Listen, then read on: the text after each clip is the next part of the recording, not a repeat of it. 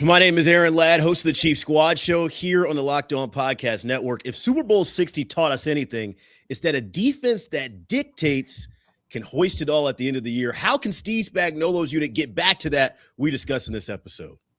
I'm Darren Smith. I like the halftime show. You will be able to understand everything that I have to say tonight.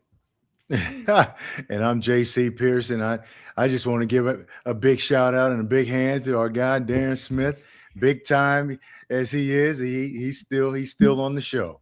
Thought he was going to big time us.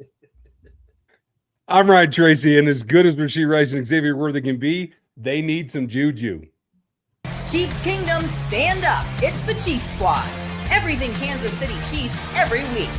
Breaking down all the big hits and game-changing plays from Arrowhead Stadium, the way only the Locked On Podcast Network can. Squad up. The Chiefs Squad Show starts now. No hangover for the Chiefs Squad Show. No Super Bowl hangover, that is, for the Chiefs Squad Show. We're here twice a week, as we always are. Aaron Ladd, Ryan Tracy, Darren Smith, and JC Pearson. Appreciate y'all joining us. Remember, today's episode is brought to you by FanDuel. The winter games are on, and there's no better way to follow them than with a bet on FanDuel. FanDuel, play your game. We will put our final touches on Super Bowl 60, as well as Darren Smith rubbing elbows with all of the rich and famous down there on Radio Row. We'll recap Including that as Seattle. Or the rich and famous rubbing elbows with Darren Smith. With Darren Smith. There it is.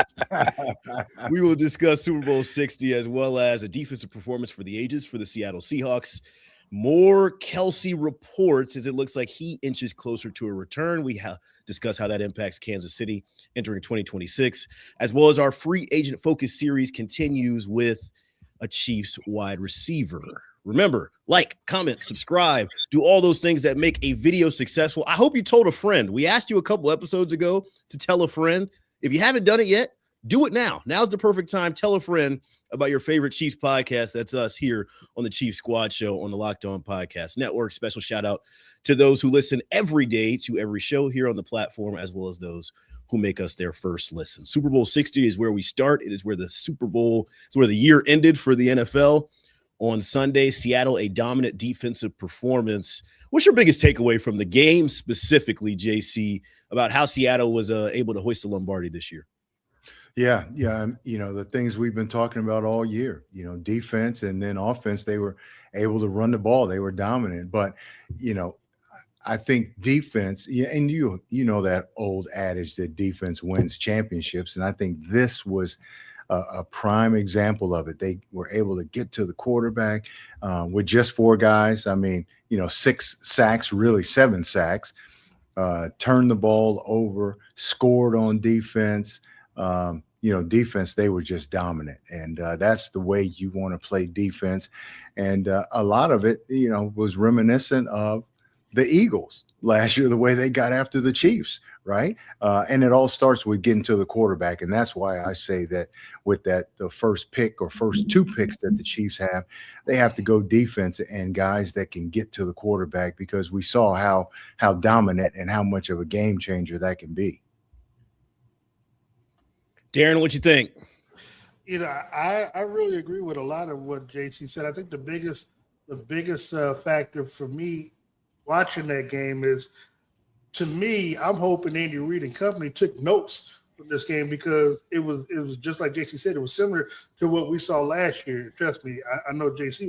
I was in the building last year and saw the butt kicking that the Eagles defensively and their run game did to Kansas City. And, this goes back to what we talked about most of this past season. The Chiefs have to figure out a way to start running the football again. Now, I'm torn between whether or not you get Jeremiah Love, with your top draft pick, or you get a free agent. I don't know. Whichever one costs you less, I would go in that direction. But you have to be committed to making sure that you have a more balanced attack than you do, just relying on Patrick. And then the other thing is, while that game did show what defense can do, I still think it would have came down to quarterback. Now, I will say this.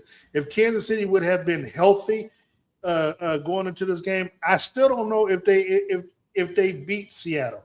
That's how dominant Seattle was, because the Chiefs have not shown that they can put pressure on the quarterback, and that's what you would have had to get to Sam Darnold. To force them to get some turnovers. So so in the AFC, I still think it's going to come down to quarterback. If Patrick is healthy, no team in the AFC is beating Kansas City to get to the Super Bowl. It's just what does Kansas City do, or what do they look like on their way to the Super Bowl next year in Los Angeles? If Patrick is healthy, then it's essentially going to be. And one last thing, obviously, before turning over to Ryan, I do think that obviously with Bieniemy coming back, that there'll be more emphasis on the run game this upcoming season than what we've seen the last 2-3 seasons.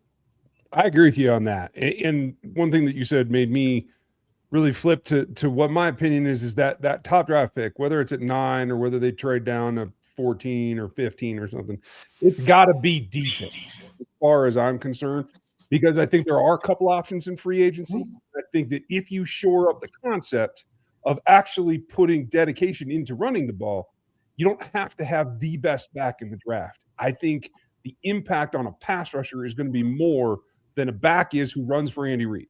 But I like what you're saying, and I hope they can get back into it. If they used their third pick or top of day 3, I think that's a viable spot to still get a guy that can add juice to the backfield if Andy will actually let it happen. Kenneth Walker is a guy who's potentially testing the waters as far as being able with a new team. You don't think he's you think his price is going up? A ship sailed. You can't afford him. Yeah, not now. 27 carries, 135, and obviously the Super Bowl MVP trophy. Look, there's a lot of ways we can go with this. Seattle, to me, and I know we're going to talk defense here in a second. Seattle, to me, was far and away. This didn't even look like a fair fight, to be honest with you. Once it got up to 19-0, I think everybody and their mom knew that game was over. Drake May, while he had played really good ball throughout the regular season, this is where the schedule talk starts to creep back in. Maybe he was a product of a weak schedule that they played. But also defensively, Seattle just made him wait, made him operate a tick slower than he had been operating in the regular season. He's having to see it and not trust it to throw the ball, and you can't do that with the front four there. Darren, let's just get to it, man. Why are you burying the lead? You and Stephen A, man. I mean, that's what our audience came here to talk about, man. What's going on? We can talk about that at the end of the show, but no, shout out to Stephen A and his people. It's been 10 years in the making. We met 10 years. Actually, it's 10 years since I've been on the radio station that I'm on. I did Radio Row 10 years ago when it was in Houston when New England came back and won 28 came back from a 28-3 deficit to beat the Falcons. So I met Stephen A back then, and he always said that he would come on the show. We just never had a chance to do it throughout the years because super busy.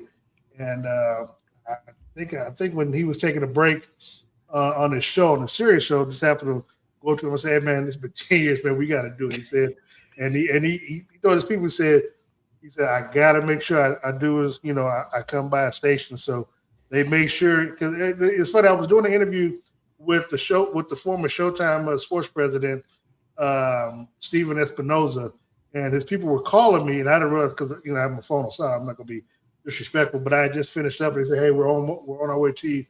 They sat down and, we did the interview, and, we'll try to have something more formal set for next year. What did he say about the Chiefs? Did he say anything about the Chiefs and their chances getting back? Well, had you watched the interview, because he just gave it away that he didn't even watch it. I'm just saying, because I mean, Link was there, but to your point, that was a lot of conversation. He felt like Kelce, they depended on him a little bit too much.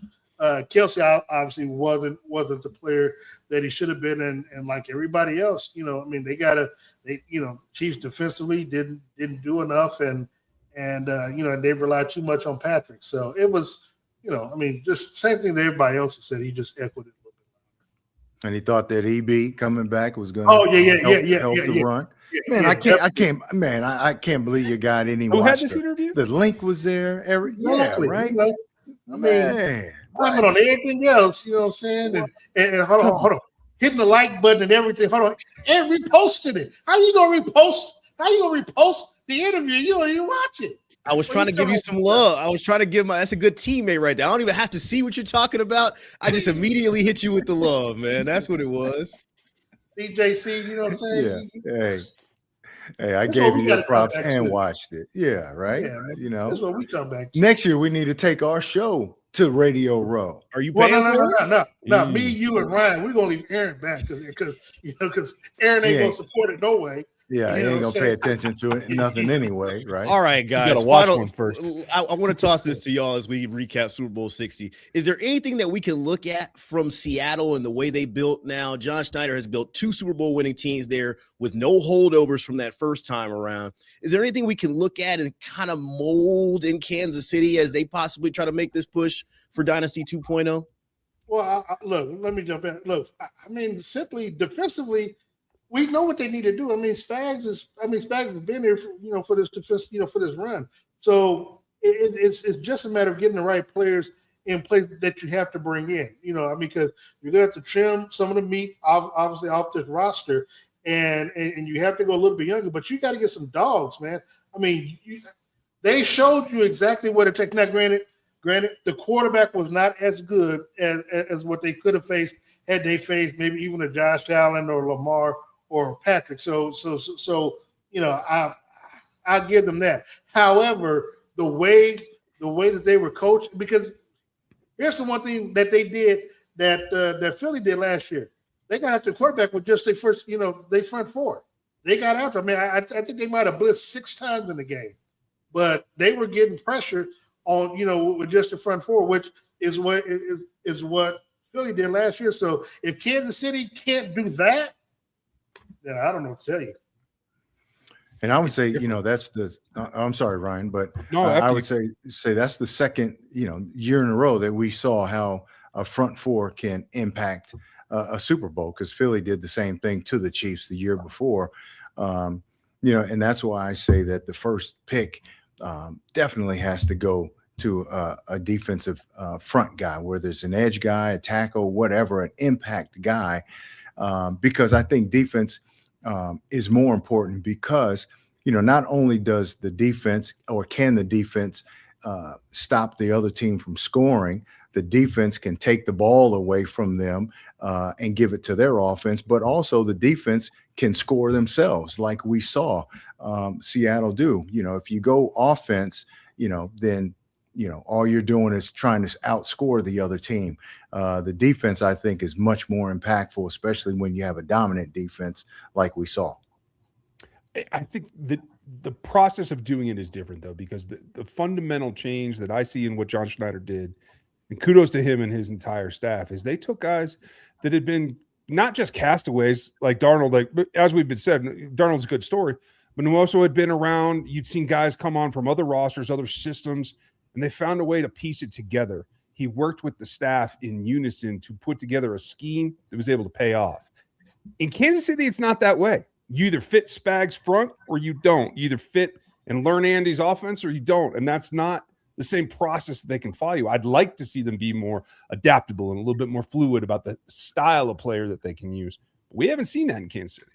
Yeah. But here's the thing that I would say. A couple of things with Seattle. They found, like you said, they were adaptable, but they found dogs too. I mean, those, the people, the players that they got are some like Jackson Smith and Jigma. I mean, granted they got him in the draft, but I'm saying, but he embodies what that Seattle defense. I mean, look, the man probably went out with a concussion and came back in and found a way to get back in the game to play. In Kansas City, here's the thing. If you don't learn from your mistakes, which the Chiefs somehow did not do against the Eagles, saying you're going to be doomed to repeat it. Now, if last year didn't teach you anything and you didn't pay attention to how this game unfolded, then Kansas City will not deserve to go back to a Super Bowl, no matter how great Patrick is going to be. Because again, in the AFC, I feel like if Patrick is healthy, the Chiefs can get through anybody in the AFC because there's only 2 players in the AFC that have ever beaten Mahomes in the playoffs. One of them is broadcasting the game. The other one is Joe Burrow. I just don't foresee that happening come next season. So until I see a team actually knock Kansas City out in the AFC, I still got to go that route. But when you get to the big game, again, the Chiefs are going to be facing the Seattle Seahawks, the Rams, the Cardinals, as well as somebody else in San Francisco. The Niners. The Niners this fall. So they're going to get a taste of what a Super Bowl matchup would have looked like, this upcoming season. And I mean, that's going to be, a measuring stick to them right now. And hey, and I agree with both of you guys. And the thing that Seattle was willing to do too is get rid of some names, some guys that had been there for a long time that had established themselves. DK Metcalf, who'd have thought they would get rid of him and get better? Even Tyler Lockett, who had a huge career in Seattle, they get rid of him also. They got rid of Geno and brought in Sam. And people are like, what are they doing? But so, they did a good job of not saying that we've got to stick with these guys that have been here and, that are Seahawk legends and all that. They were willing to go out and get rid of those guys and bring in guys, like you said, Ryan, that, maybe were castaways from somewhere else, but fit what they were trying to do. And they did a great job of it. So kudos to them for that. Now, they've already lost their OC, who's now with the Raiders. They're going to lose coaches and players because everybody wants to, take guys from the championship team. So we'll see if they're going to be able to replace it and replace those guys and get back to that same level. All right, let's take our first break here we'll go to break real quick, Darren. We'll hop back in. We'll continue our Super Bowl talk, talking about Seattle's dominant defense on the other side. You're listening to the Chief Squad Show here on the Locked On Podcast Network. The Winter Games are officially here, and if you're anything like us, you're locking in for events you only get to see on the biggest stage every 4 years, and that's why following the Winter Games on FanDuel just makes sense. From medal counts to individual events to finding your angle on the sports you care about most, FanDuel gives you more ways to stay connected to the action. The drama of curling matches that start slow and somehow get intense fast, speed skating races decided by mere inches, hockey games that feel different right from the opening faceoff, even niche events become must-watch when you're fully locked into the competition. FanDuel keeps the entire Olympic experience engaging from start to finish. The Winter Games are on, and there's no better way to follow them than with FanDuel. FanDuel, play your game. Back in on the Chief Squad Show here in the Locked On Podcast Network. Aaron Ladd, Ryan Tracy, Darren Smith, and JC Pearson putting a bow on Super Bowl 60. This game defined by the defense. Seattle gets to Drake May 6 times. They hit him 11 times. He lost a fumble, threw 2 interceptions, but this stat might be the most damning as far as Seattle's dominant defense. They hold the Patriots through 3 quarters. The dark side defense, I think, is their nickname for Seattle now. They hold New England to just 78 yards of total offense across 3 quarters. Then the game was decided from there. To me, Seattle has a defense that can dictate. They dictate what the other offense can do. The other offense has to game plan around what they do defensively versus what I've seen from Kansas City over the past year, and I'll toss it to you guys from here. It's more of a reactionary defense, a defense that's kind of countering whatever the offense is doing and trying to take away one of their best moves. To me, for Kansas City to enter this Dynasty 2.0, and I'll let you take it from here first, Ryan, got to become a defense that can dictate more often starting in 2026. I agree. And what we talked about in the last segment is exactly why. This is a scheme that allows you to be multiple on the back end, but you have to have pressure. It falls apart if too much time goes by on any given play. And so that's why we're so focused on the front, but that's not the only thing other. You also have to be able to hit your curl routes. You have to be able to hit those zones in between so that you can play match when you want, and you can play straight up zone when you want, and you can get down and get dirty with man when you want. That's the keys to be multiple for Steve Spagnuolo. If the front can dictate like Seattle's, they're in business. And I know there's going to be some turnover in the secondary as well. We're going to lose some of the Fab Five guys are going to have to move on. They're going to have some positive replacements. We're going to have to draft some more. But I do think that as those two ends of the defense push together, they have the ability to be a defense that dictates as long as they get that rush. And we used to be like that.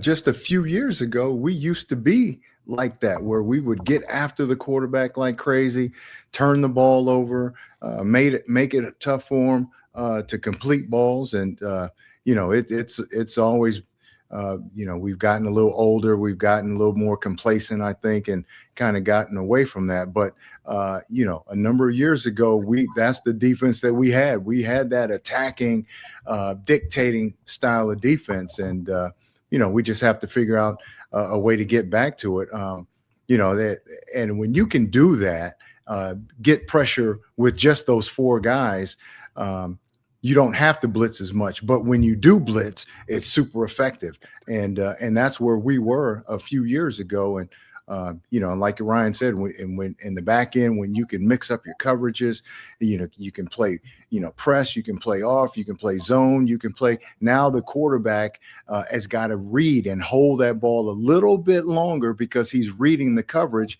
And it's too late. The second, the rush is on them. And that's what was happening in the Super Bowl. I think the biggest thing when you see the Chiefs and with the defense is that because Andy Reid always likes to elect when he wins the coin toss to defer, you always have the defense out on the field first. So they can't really and from the way it sounds or the way it's always looked, they are always reactionary because they have to, I think Spagnuolo always feels like he's got to get through the first one or two series to see how the offense is going to, their offense is going to play to dictate how he's going to call his defense and also, how tight the refs call the game. So, yeah, while it would be, ideal for them to be a lot more aggressive right off the bat, that's just not really how he's coached since he's been here. Because, again, Andy Reid always likes to defer to try to do a double dip at the end of the first half. And so because of that, it's really hard, to get a feel of how aggressive our defense, could actually be. I feel like in 2025, and generally speaking, this is a blanket statement. I'm preparing y'all on the front end. Spags tries to dictate. He tries to blitz early. He gets those corner blitzes, and he tries to get into the young quarterback's head early in the game. But when that first move, maybe this is specific to 2025 and something that we could see change in 2026, seems like when that first hook doesn't land, we start looking around a little bit and things don't necessarily go the way they thought it would. It just hasn't looked the same. And I hear what y'all are saying. Pressure with four changes the whole game plan. Can you push Chris Jones a little harder? Can you get a guy in that can go opposite side of him? And I don't know. I'm grasping at straws here because I feel like KC had a form of team where they used to be that, but I don't know if teams are as scared about their defense as they have been in years past. Well, not now. Obviously this past season was a tough year. But again, going back a few years and, Darren used to always talk about, the Super Bowl that we won because of our defense, not because of the offense, after EB had left. But yeah, I mean, so we had that type of defense or similar. What was the other guy? Frank Clark. Up front, coming off the edge, a younger Chris. Those guys were getting after the quarterback. But, this year we had to blitz, and we had to blitz a lot because it wasn't working, and we couldn't get there with four. So you have to try to manufacture pressure. And so, he did everything he could. I'm sure everybody on that defense blitzed at some point in time this season, just trying to find something that works. And that I think that was more of desperation than it was scheme, or wanting to play that way. It was they just had to. If you got to come out with DB blitzes to begin with, you're already behind the curve. That's just the way it is. Yeah, I mean, and I would say the biggest thing is that our defense is built on doing the pressure stuff when we have the lead. I mean, that's, because, our team is based on being able to outswerve everyone and then let the defense go out and do, and go create havoc, create turnover because we're in the lead. So now Spaz can put all the pressure he wants on the quarterback because, he has to pass, and so right now, Kansas City hasn't been able to score. I mean, again, they scored some points in a few of the mid games against the Raiders and the Commanders, but other than that, the Chiefs had a problem scoring. So it's literally one of those things where one hand watching the other. If Kansas City can find receivers that can catch the football, and linemen that don't put themselves in first and 15, first and 20 situations, and Kansas City can actually put points on the board, then you get a chance to see what the defense, has been able to do. Again, going back to the year they won the Super Bowl against the Niners. I mean, look, the defense did a hell of a job that year because they had to cover up a lot of warts with 37 drop passes that the receivers had. Like, they were able to score points, but obviously not at the way that they were scoring the year before. And so, again, this upcoming season, if they can, if they can actually execute, which is what they couldn't do this past season, which is make plays, just at least extend the chains. That's if they can start by doing that, just extend the chains and continue to keep the drives alive. And that's the other thing too. The defense didn't have a lot of rest this year because the team was always, they were always on the field. I mean, that's the problem. They had trouble generating turnovers too, which is something that Seattle was very good at in this game. And I hope that Andy Reid was watching this and realized, this is my prayer. Maybe he realized Sam Darnold, 19 of 38, 202, 1 touchdown. You can still win games without Pat having to shoulder every single thing. I get it. He's the franchise. I get Darren Smith has futures on him winning the MVP next year. There's other ways to win. There's other ways to get it. Aaron, here's my pushback. Again, when EB was a coordinator, running the football was because that's what he is. It was not in Matt Nagy and Andy Reid because they were think about it. And I will go to the depth on this. One of the main reasons why the Chiefs lost that game last year in the Super Bowl was essentially they didn't run the ball at all on their opening drive. I mean, it was three straight passes. They were so pressed on trying to make sure that Patrick three-peated, be the only quarterback and be the only team that could three-peat. That they were more worried about Patrick having this legacy type ball game than they were with just doing what got them to the Super Bowl, which was running the football. I mean, especially when your line, when your offensive line was kind of wrecked again, where you had to move Joe Tooney, to left tackle because you didn't want to use old boy from Arizona for some reason. I mean, he was healthy going into that game, but again, the Chiefs just changed everything up going into that game because think about it. The whole talk was about three-peat, Dynasty, Mahomes doing something that Tom Brady had never done, which would have been three-peat and three-time Super Bowl MVP back-to-back. That's all. It wasn't nothing about the defense. It wasn't about the running game. It was all about Patrick. And I mean, I felt like they had to get out to a lead. It felt like the pressure was for them to play from the front because they didn't want to deal with the tush push. They didn't want to deal with them grinding out drives. Maybe Patrick was part of it, but I felt like they put too much pressure on themselves to throw the ball and to loosen up the backside of the Eagles defense. And that's what set them on the wrong path. Well, here's the thing. If you remember, the defense forced them. They either called the turnover or they got it over on turnover downs on that opening drive because Philly tried to get a touchdown, a first down, and I can't remember because I tried to block that game up, but I can't remember if it was an interception or a turnover on downs that Kansas City got the ball midfield, and again they just went 3 and out, and it was like they didn't even try to attempt to run the football. When look, I'm up in the press box, and when Kelce dropped the pass on third down, it was like, yep, that's it. I mean, opening series for them, I knew then that they were losing the game. JC, any final thoughts on KC becoming a defense that dictates in 2026? Well, we'll see what they do in the draft and in free agency, and that'll tell us a lot about what they think about where they're at defensively and offensively. Of course, we're all after that dominant performance. We're saying defense.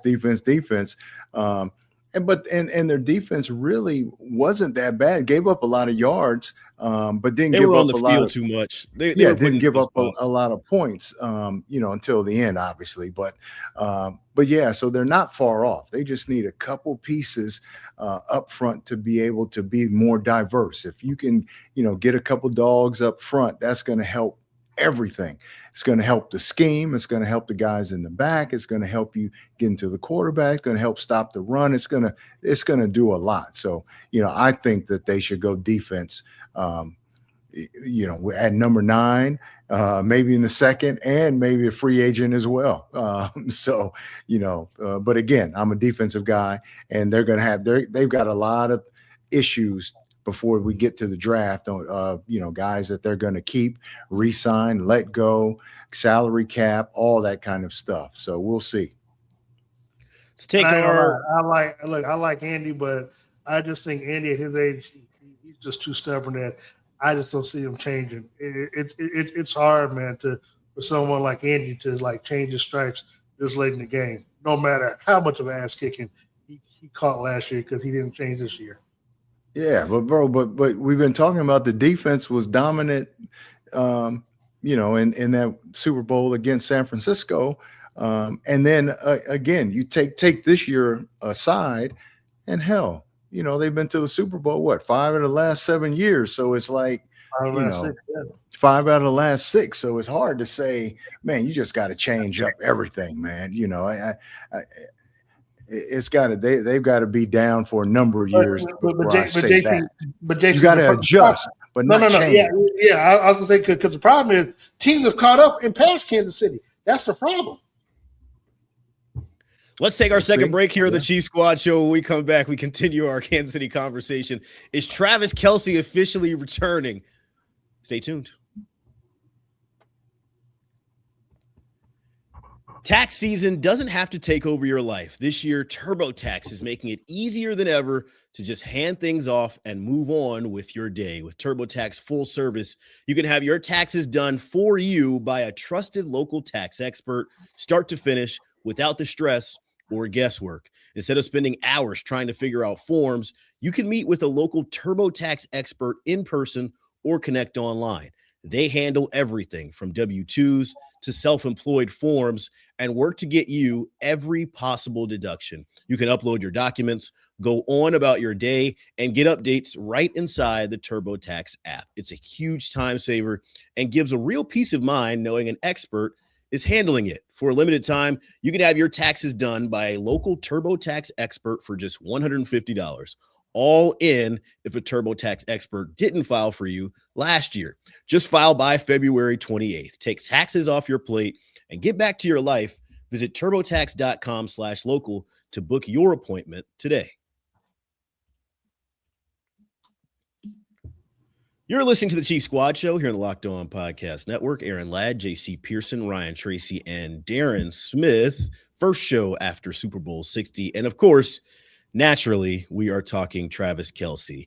This information is coming from Ian Rappaport from NFL Network. The perennial Pro Bowler, Travis Kelce, who had a resurgent 2025 and is among the game's best despite being 36 years old, has not made a firm decision on his future. However, he has been in touch with the team about a potential return to Kansas City, and the Chiefs want him back, according to sources. I don't know if this is new information. Yeah, wait, you need Ian Rappaport to report that. We've been we've been saying the same stuff for it, but Ian Rappaport says it, and now all of a sudden, right now all of a sudden it's breaking news. We've been saying the exact same thing since the season.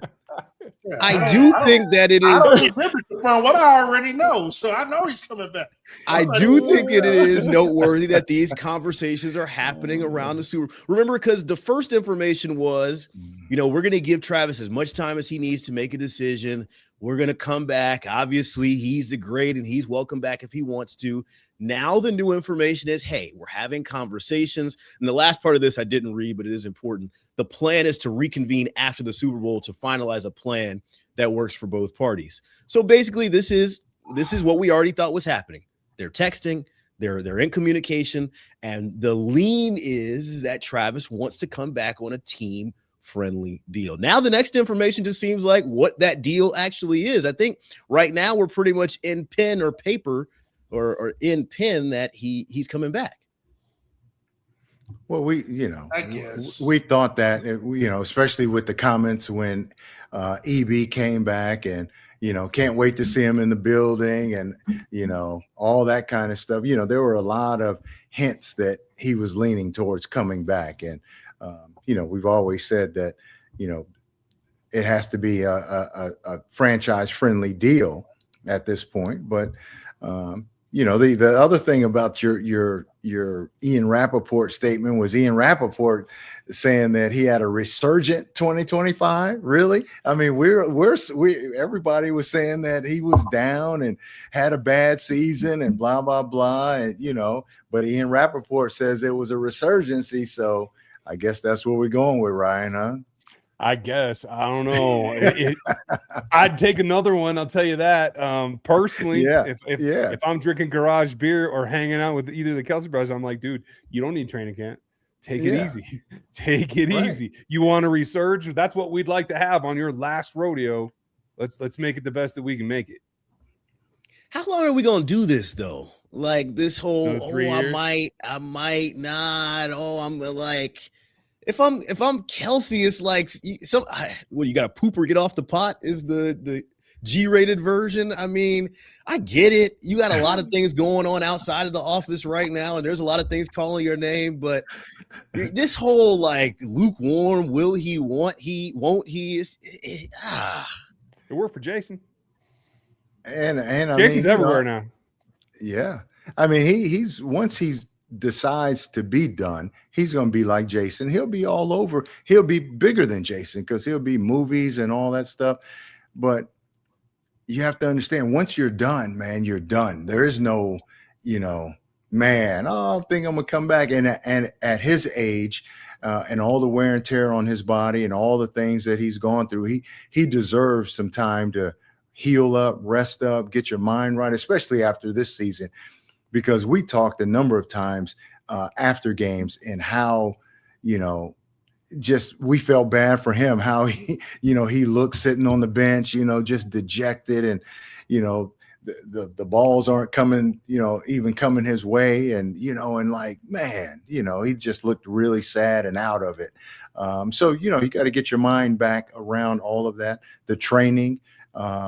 It's one thing to say, once you get here, take your time and, stay out of that. But I don't think he's that kind of guy. I think if he's here, he's going to try to go through training camp, be an example, do all those things. So it's not only just training camp. You got to prepare for training camp. It's a lot that goes into that, man. And so you got to get your mind right and your body to get to that point. And it's a long season. So I think he deserves some time. Darren has already said all he wants to say about Travis Kelce. Here's one more thing I'll say about it before I pass it to you. I'm going to say this, right? Okay. Don't get out the way. Travis is coming back. Taylor Swift is performing in Los Angeles halftime Super Bowl. Her and the NFL will come to some agreement.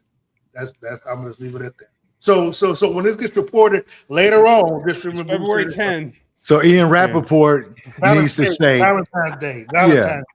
So he needs to report that Darren Smith said, right? Maybe we can get it on Steven's show. Steve Smith's boy said, yeah.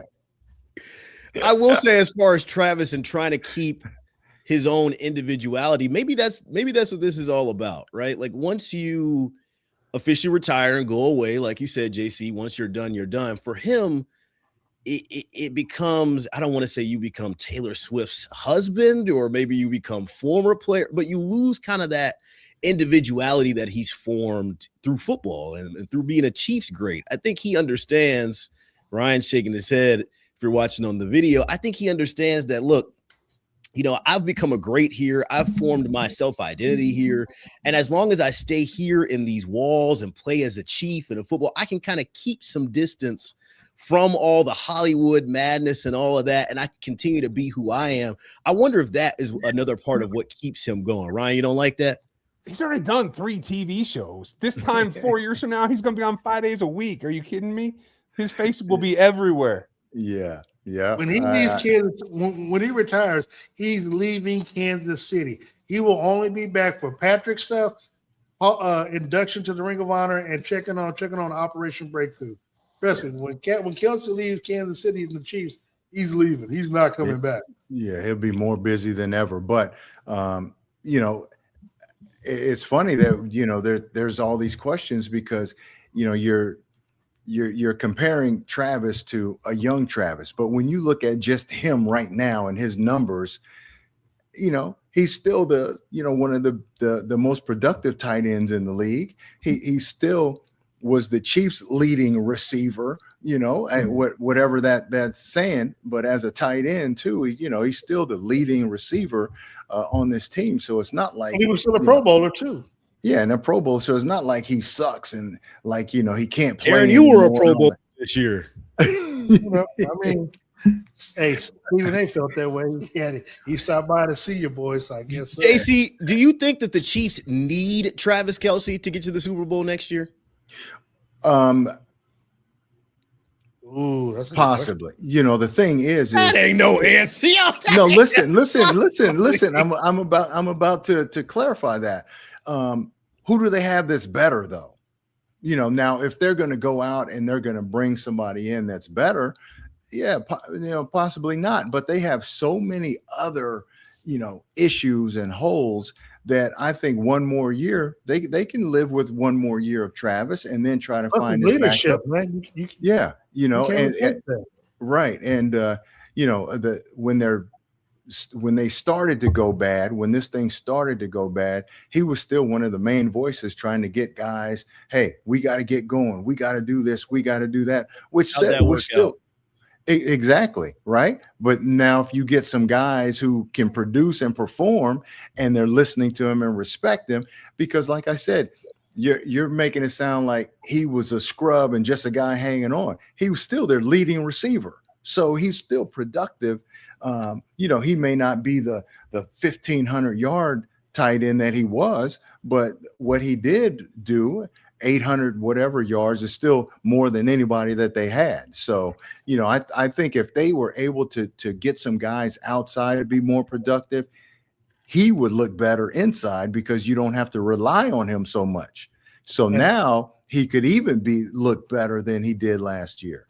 And Aaron, let me tell you something, man. You can poo-poo all you want, but when I say that bringing back Eric Bieniemy is going to be such a game changer, because a lot of these players, over the last few years have not played, haven't played on him, and so someone like Kelce that can be like their bridge builder, between players that played and players that don't.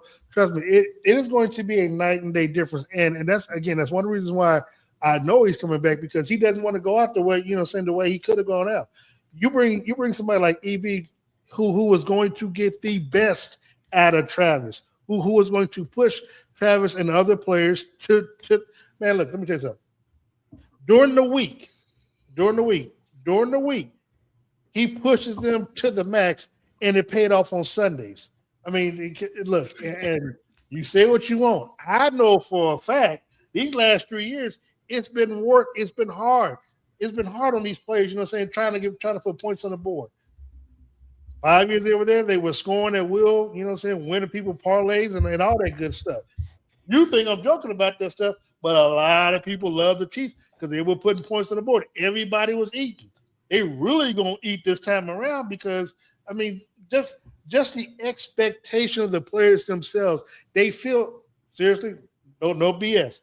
If you would have been there in San Francisco, a lot of the Browns players, Myles Garrett, when he won his stuff, and Denzel Ward, they were always asking about Shedeur. The electricity that Shedeur brought, I'm telling you, gives those players hope that he's their guy. What I'm trying to say is that the aura of Eric Bieniemy Now that's a big weight to be put on the shoulders. I grant you that, but but the players feel differently playing under him than they will playing under Nagy. I mean, it's going to be a night and day difference. Ryan, do the Chiefs need Travis Kelce to win another Super Bowl? Do they need him? No, but it'll make it a hell of a lot easier. I'll tell you that. And there's a precedent for this. If you go back and you look, Travis last season, 76 catches. This guy had 83 yards. I'm just going to start the comparison now. 83 catches. His season 13. Travis came back last year, 851. This guy had 867. Travis, 5 touchdowns. He had 6. The guy I'm talking about also wore the same uniform. Tony Gonzalez in year 14 was able to put that up. There is a chance he continues because Tony was able to resurge a little bit there at the end, and I think there is a precedent for that, and I think Travis has that in mind as well. And we hold on, and we saw Tony Gonzalez in San Francisco. Let me tell you right now. Let me tell you right now. JC already knows. He knows how I feel about it. He is going to be a distant memory by the time Kelce finishes his career. Because trust me, did you tell me? And part of it is because, because he's a dirty bird now, and the way he acts and all that. But in terms of just personality and all of that, between the two, Trav will be loved for many, many, many years, even after he's done. They wanted to love Tony, but Tony's not he's not a KC guy. Travis Kelce will certainly be back. So will the Chief Squad show on the other side of this break.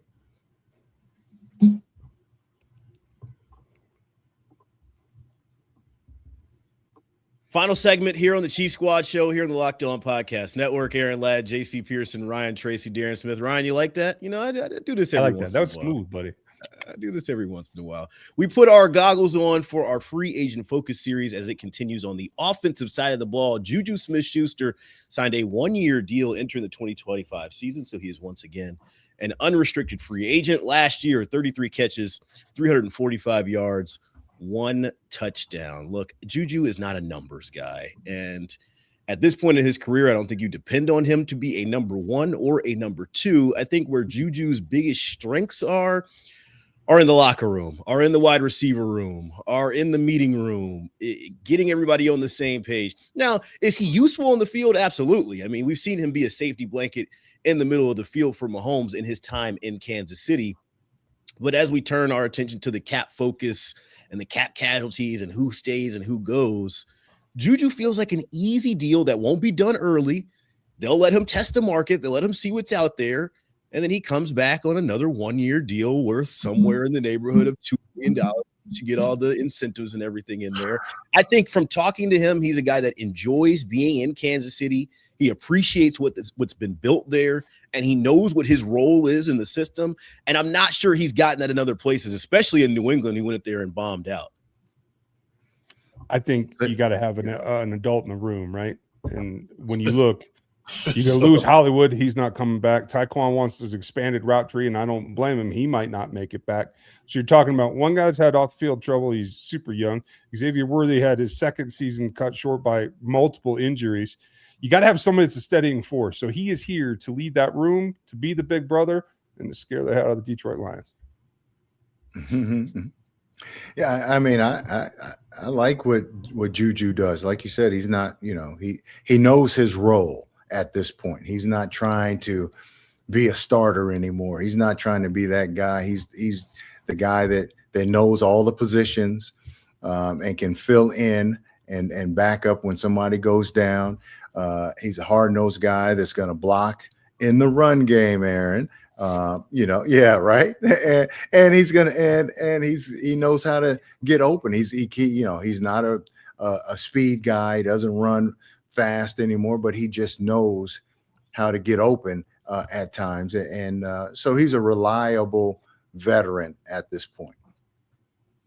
And I'll say and I'll echo everything that the other two said. I mean, at the end of the day, you don't even know what this wide receiver room is going to look like. You don't know whether or not Rashee Rice is going to be suspended again you know what I'm saying, for a situation that may or may not have taken place with his ex-girlfriend. And so, again, having a leader, having someone like that in the locker room, and here's the other thing, too.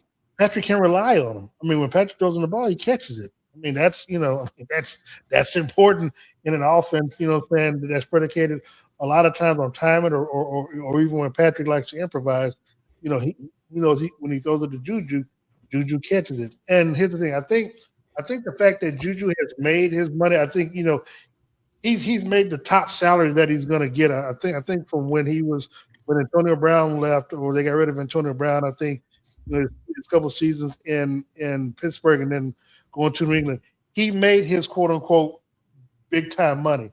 Now it's just about being comfortable, you know, and fitting in again. And he fits in. Look, the team loves his leadership. You know, the wide receivers speak glowingly of him. You know, we talk to him in the locker room all the time. He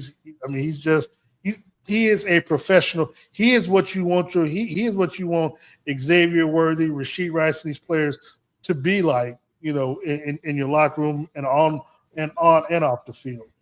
All right, so let me play devil's advocate, the role I am often put in on this platform. You put yourself in that, but go ahead. Juju Smith-Schuster is going to turn 30 years old during this season. Whoa! No, that's not the devil's advocate. Oh my gosh. He's relatively young, but in NFL years, he's got some tread on the tires. He's also a guy where we know what his role is, and it isn't a big one.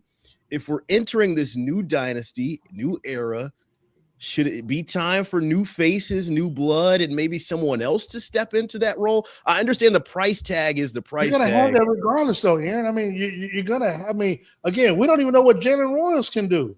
So, I mean, you got him, and again, we don't know what the market's going to look like for Tyquan. He comes back again, and we don't even know the situation where – you know, now I know it's just a couple of days, so we do have to see how things play out as we progress throughout the season, you know, or throughout the year before we get to the draft and other things like that. But you know, and of course free agency. So I mean, I don't see a reason. I don't see a world where he's not back in Kansas City. Let me just put it like that. I just think because are you of reporting the value, that? Is that sources? No. That right there is just common sense to me. I just don't see a world, you know, where he goes someplace else. Yeah, well, you know, I think they bring him back, but you know, I think also looking at this receivers room right now, you know, I wouldn't be surprised if they brought in another veteran wide receiver because you know you don't know what's going on with Rashee right now, obviously.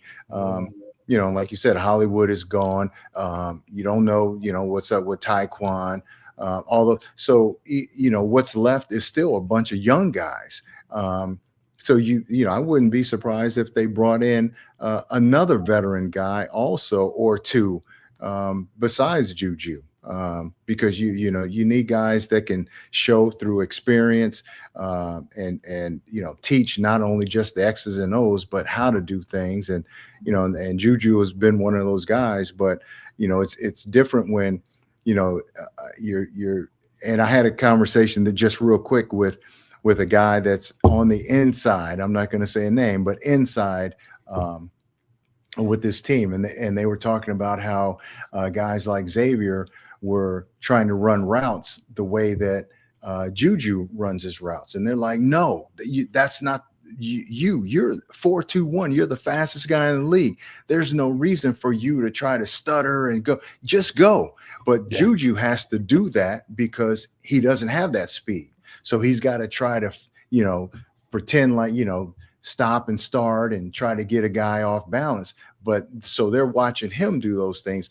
So I wouldn't be surprised if they brought in another veteran guy who has some down the field speed that can kind of teach these young guys something maybe other than what Juju's teaching as well.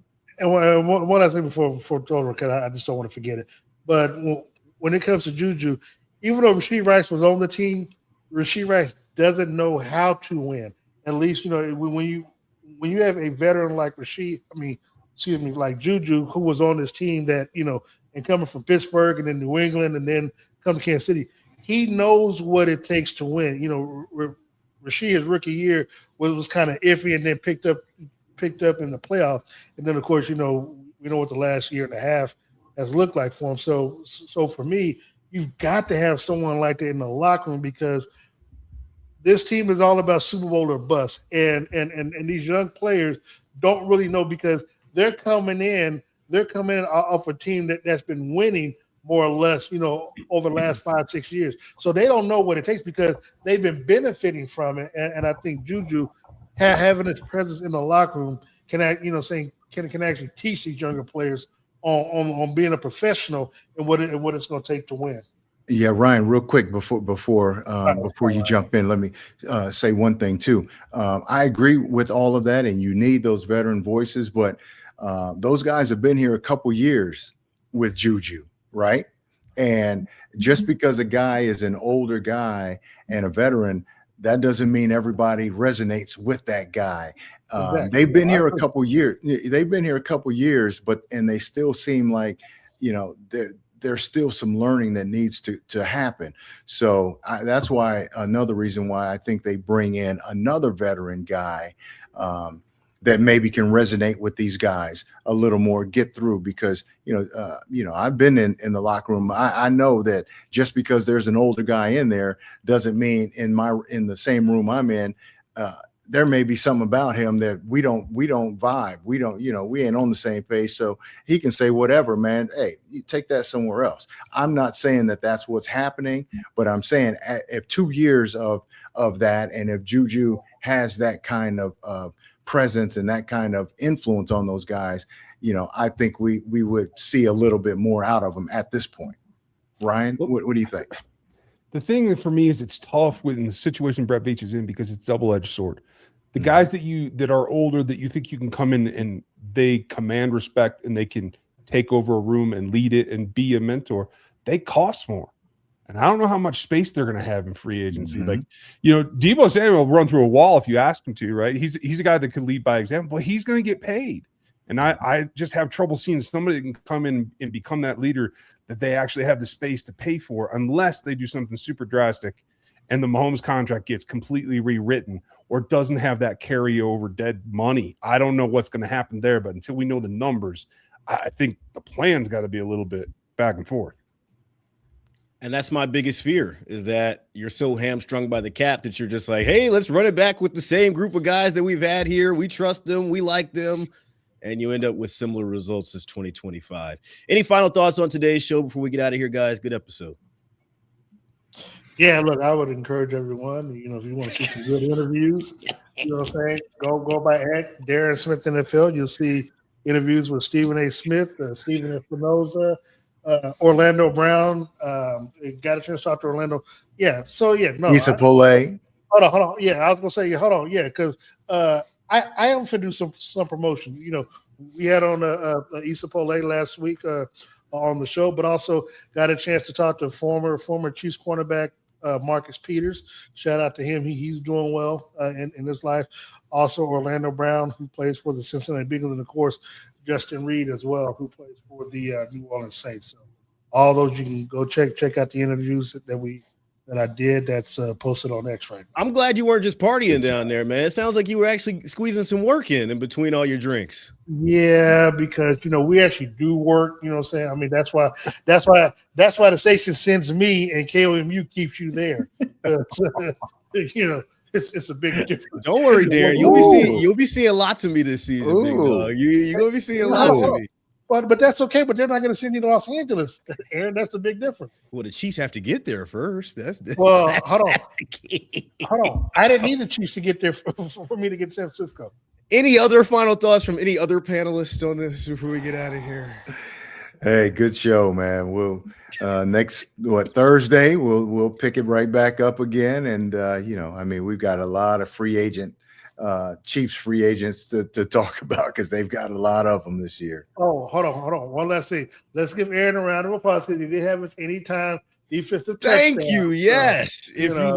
I'm the sniper. That's my nickname here. I don't pick a lot of bets. I'm one and done. And I gave y'all the anytime defensive touchdown. Hopefully y'all make some money off that. Well done.